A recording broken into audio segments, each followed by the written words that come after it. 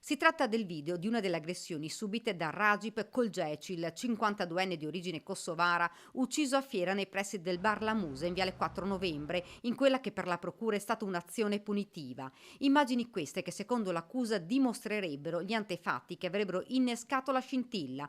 Tutto sarebbe nato in Kosovo da un fatto familiare. La figlia della vittima sarebbe stata costretta ad abortire dall'ex fidanzato, fatto che avrebbe scatenato una serie di episodi di violenza.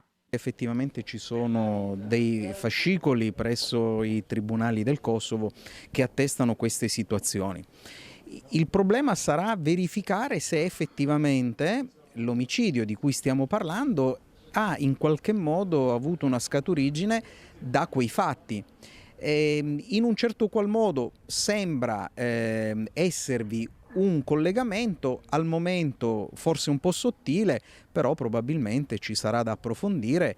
Questo potrebbe cambiare di fatto lo scenario. Ci potrebbe essere il rischio di individuare un'aggravante diversa rispetto a quelle contestate e quindi anche più grave il fatto omicidiario rispetto a quello che oggi viene contestato. Quello della premeditazione.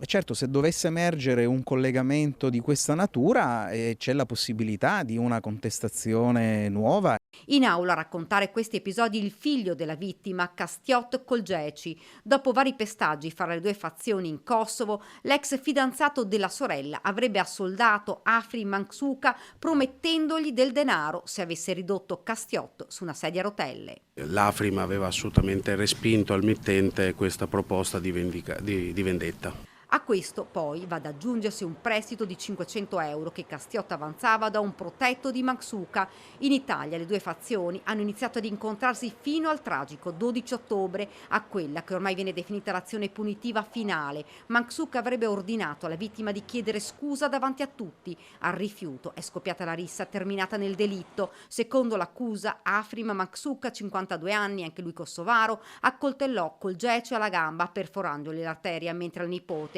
il 33enne Valmir Gashi, lo colpì con una mazza in testa. Il mio assistito nega categoricamente innanzitutto la ricostruzione dei fatti che sono stati oggi raccontati, riferiti in udienza dal testimone, nega assolutamente di aver colpito in alcun modo il Kolgeci Rajip e nega assolutamente di essere stato armato nel corso della rissa. La prossima udienza il 17 aprile.